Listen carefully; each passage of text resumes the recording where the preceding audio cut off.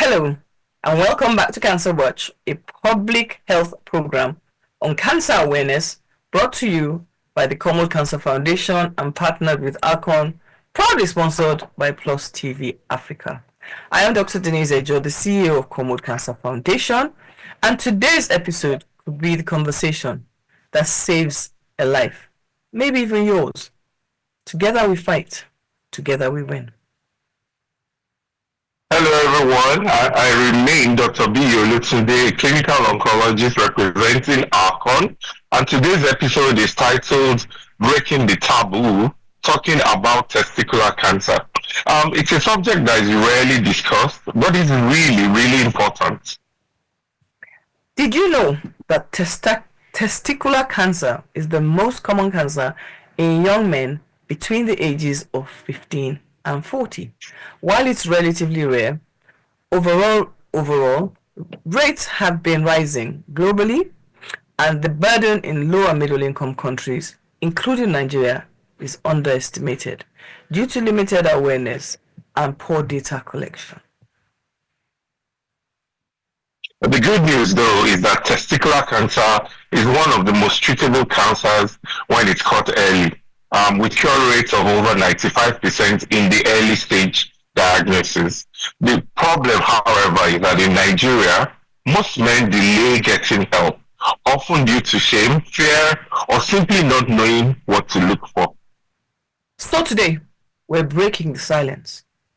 We'll talk about what testicular cancer is, why it matters, and what every man, and the people who love them should know. And joining us to demystify this illness is a leading voice in cancer care, a man who speaks volumes in the fight for life. His name is Dr. Charles Percy Opani. He's a consultant urologist and a senior lecturer and a fellow of the West African College of Surgeons, urology with special interest in uro-oncology, renal transplantation, and male infertility. He's joining us from Port Harcourt in Nigeria. Hello, everyone. Cancer Watch, Dr. Charles. Yeah, Dr. B, thank you, everyone. Hello, everyone. Dr. Denise, good to be here. It's an honor to grace this discussion where we speak to save lives of young men for this underreported but getting relatively common cancer. And I hope at the end of this, more than one person will seek care when it's needed. Thank you very much. Thank you for joining us, Dr. Charles, and thank you, viewers. Now sit back, relax. So before we dive in, let's take a moment, share this broadcast, follow us, and subscribe to Common Cancer Foundation, Archon, and Plus TV Africa, because every share could lead someone to early detection and discipline. So relax as we start this conversation. And my first question, Dr. Charles, what is testicular cancer? Yes. It's essential to talk about it. Yeah, so two key words there in that statement, testicular and cancer. So testicular, of course, is the testis, the male organ, the two eggs in between our legs that help men have children, that definitely divides men. And then cancer is abnormal cells growing out of proportion. So testicular cancer really means is when you're having an abnormal growth in one or both of the testes that is growing out of proportion, and it can spread to other parts of the body to cause harm. And it should be discussed because, like every cancer, it can, over time, if not treated on time, overwhelm the person, invade other parts of the body, take over the body's blood system, immune system, and ultimately lead to death. So it is important. We are saying it commonly, and like I have said before, in young men, 15 to 40 years, it can occur in all ages, but 15 to 40 years is one of the key age groups that you see a lot of testicular cancers. Wow, thank you, Dr. Opani. Very interesting, really. And a man's crown jewels are one of his prized possessions.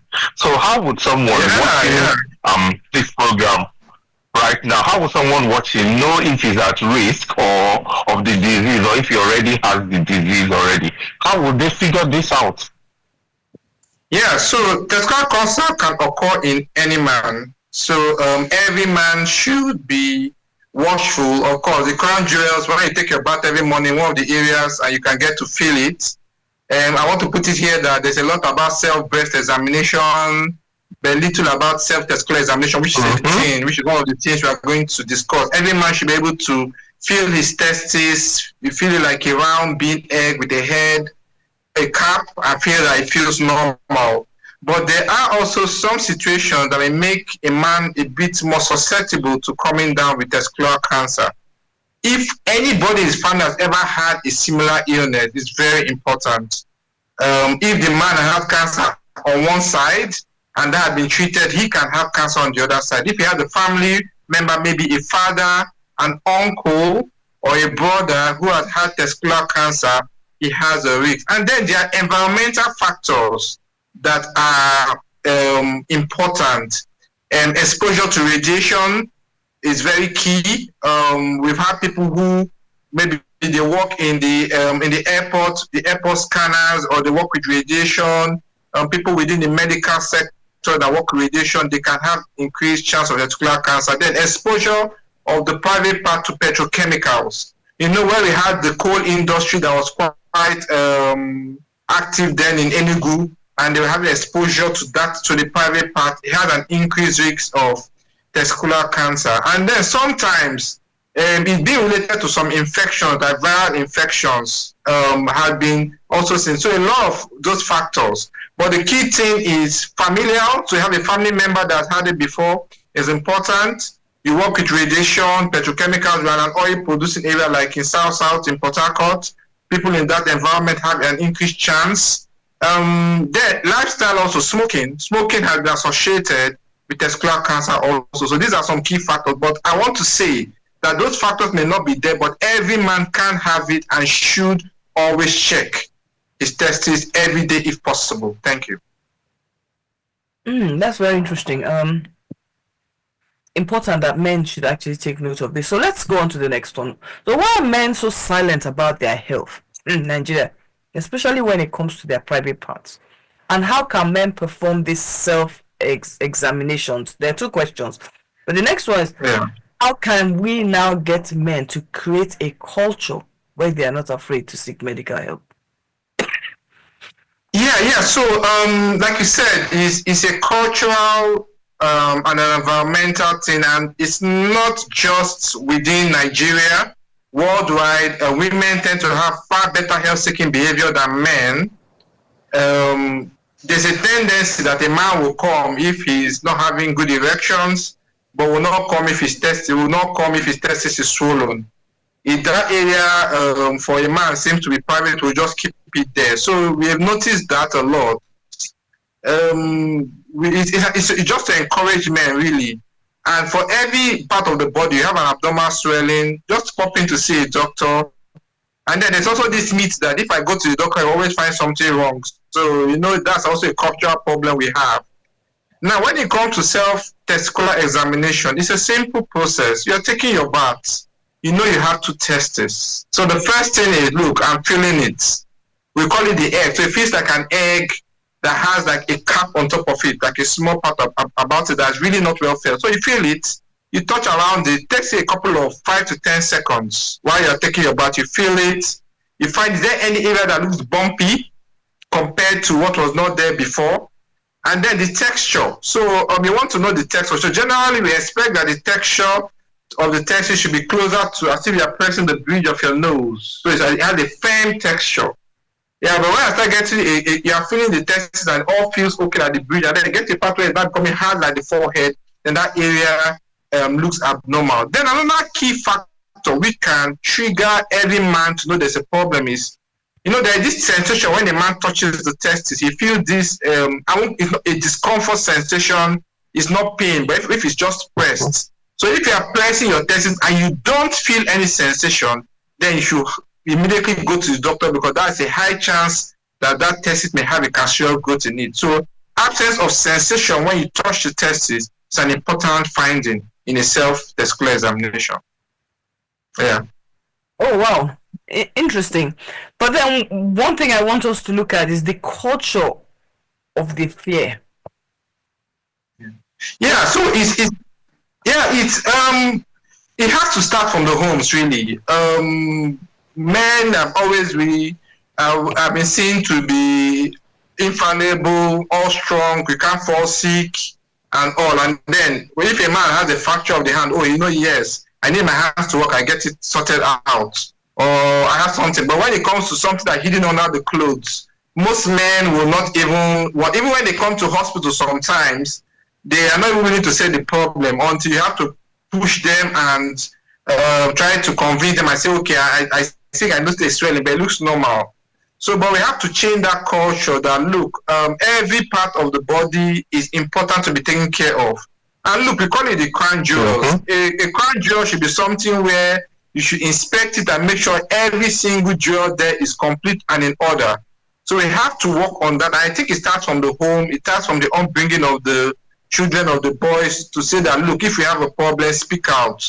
We see that not just in issues of the testes, not just cancer. We have what we call torsion, which is cut off of the blood supply. We have these issues where young boys are not speaking out because they feel their private part and it should remain private. So yes, it's private part and it should remain private, but if he has an issue, you should speak out and seek medical help. And I think it starts from the family upbringing, really. Thank you very much, viewers. We're going to take a break now. Remain with us as we take a break, and we'll come back in a few minutes. See you soon.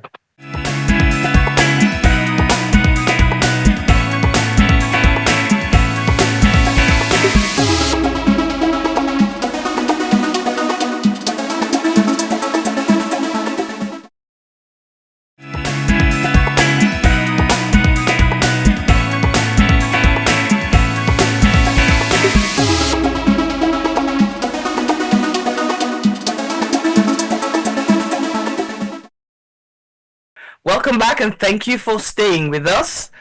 Together we fight, together we win. The conversation continues. We're talking about breaking the taboo, talking about testicular cancer. Please always understand, I'm not a medical doctor. Okay, so we continue the conversation. We do. And Dennis, you're doing awesomely well. So, Dr. Pani, thank you so much for staying with us.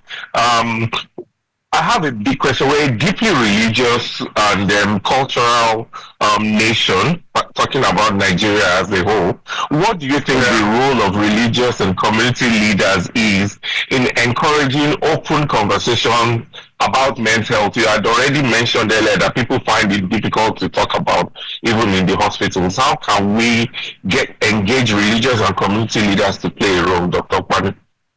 You raised a very important point, and I think these are the key stakeholders in ensuring that people seek better care of their health. Religious leaders are influential in the life of many Nigerians, if not most, whatever religion it may be. And we have to be able to drive the fact that from the religious perspective, that the pastors, the imams, from their pulpits at the point of talking to their people, have to encourage them to seek health and healthy behaviors and seek out good care if they fall ill. And it's important. And even if you dive into most of the religious books, seeking out health care or seeking help from a doctor is not bad. In fact, it's encouraged. So we have to be able to talk with our leaders, and if you are a pastor, a religious leader, an imam, you are listening, a community leader, and you have the forum where you have a meeting, you can just chip in.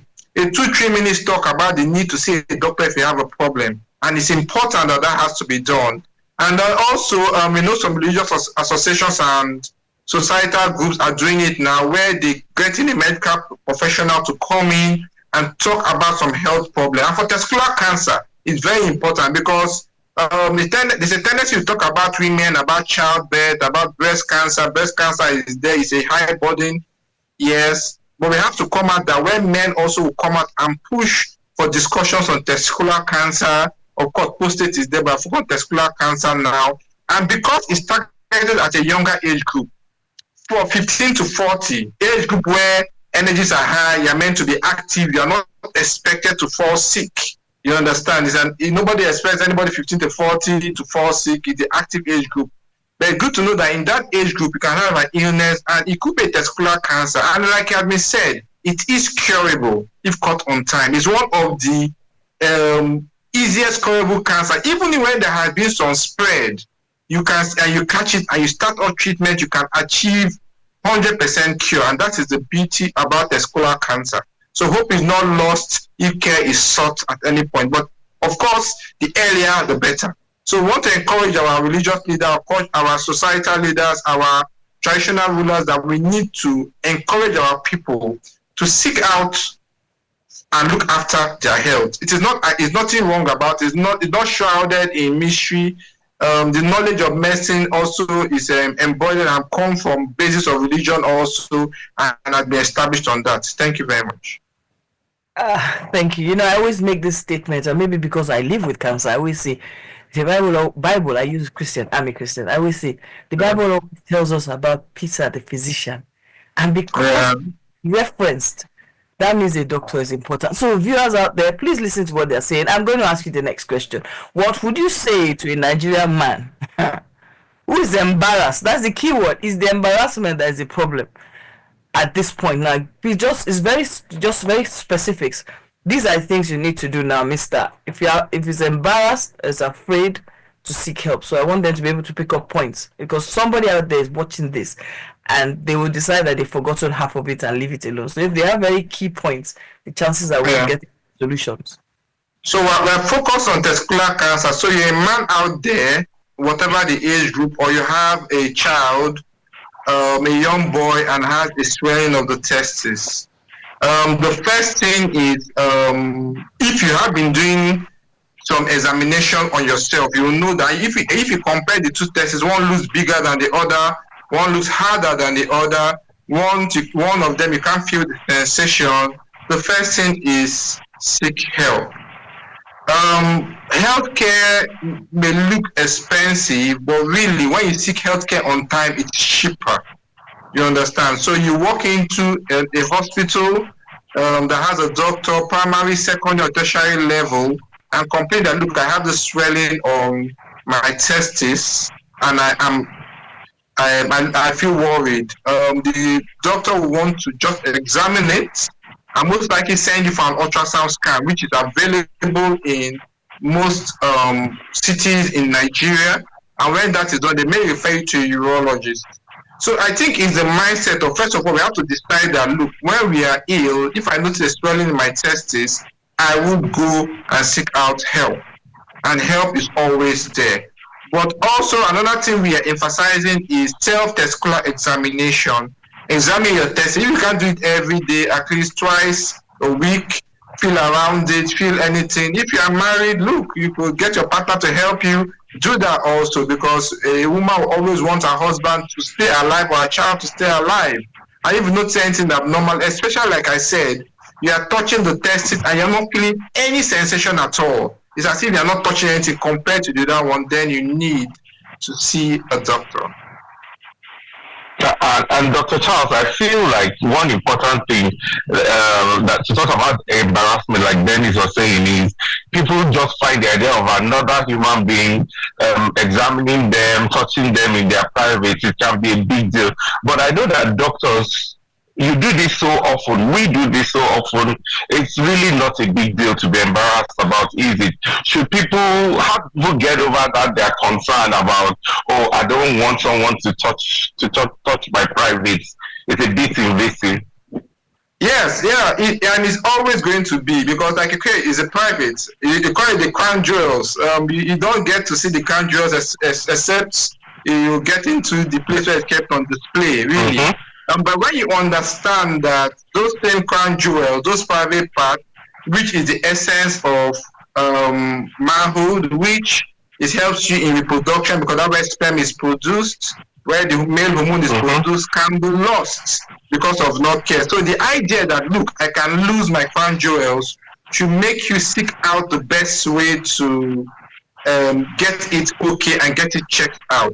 So there will always be an embarrassment. You always feel odd. Yeah, and that's why in the place of going to see a doctor, and ideally every family should have a family physician, even it must not be a specialist, any doctor first that can first of all see and take initial assessment. So I think it's a mindset change. When I look at it, I look at embarrassed to show my private part and have to examine. But if I lose my private part and I'm dying, everybody in the world is going to see it. If you come in, when we see people who come in and the cancer has spread and they don't know themselves, everybody is saying that. You understand that? But if you go at the point when it's controlled, you're walking into the consulting room, you're seeing the doctor, you're confiding in the doctor, he's examining you in 2-3 minutes, and the place is well protected and all, and you come out and nobody knows why you went in there. It's better than coming as an emergency. I'm going to ask you our final question. And these are just statements. Please give us a message to the government on this particular discussion. So, one thing that the government should do as we round up. One, there has to be policies targeted at health education on testicular cancer, and it should be incorporated even into school curriculums, where people know that, look, I know some schools are doing it for breast cancer, but testicular cancer, it should be incorporated, and the message should be that a young boy or an old man, anybody that has any abnormal, either a swelling, a pain, a hardness in the testes, should seek help. And the second message is that the health institutions have to be structured to be able to handle this when it comes.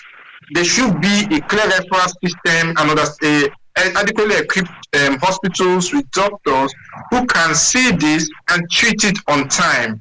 And of course, I know there's some cancer support for some cancers, breast and prostate cancer. There are some cancer support for them. Testicular cancer should also be included in that list if it's not already there. Thank you. So as we wrap up today's episode of Cancer Watch, let's remember the key takeaways from the important conversations on this discussion. So number 1, testicular cancer mostly affects young men between the ages of 15 and 40. And though it is rare, early detection can lead to 95% survival rate. And number 2, a painless lump, swelling, heaviness, loss of sensation, fullness in the scrotum are early warning signs. Don't ignore them, please. Do a self-exam monthly and see your doctor immediately you spot something. Number 3, silence kills, and as Nigerians, we must break the cultural and social taboos that make men feel ashamed to talk about their bodies. Just seek help if you need to.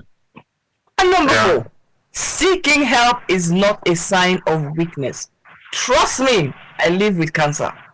It is a sign of wisdom. 9 years on, encourage the men around you to speak up, get checked, and take charge of their health. And number 5, community and faith leaders must be part of this solution, please. Using your platforms to educate and empower men on health issues allows women to not have to end up without a father figure for their wives and children. Absolutely. So let's keep this conversation going in our homes and communities, and the more we talk about it, the more lives we can save. Thank you everyone once again, and thank you to our esteemed guest, Dr. Charles Okpani, and to all of our viewers for joining us. Don't forget, your health is your responsibility. So until next time, speak up, check yourself, and stay informed. The power to ask questions, the power to seek help, and the power to save a life may be even your role. So, thank you very much. Start it, share it, pass it on. Follow the Common Cancer Foundation Plus TV network and ACON on all our social media platforms and join our growing community of warriors, survivors, carers, and advocates. Together we fight, together we win. We'll see you soon, and check us out and get on top of your health. Thank you, Dr. Okpani, for being with us. Thank you very much for having me. I really appreciate. And we'll see you soon. See you next week. Yeah. Bye, everybody. See you next time. Bye.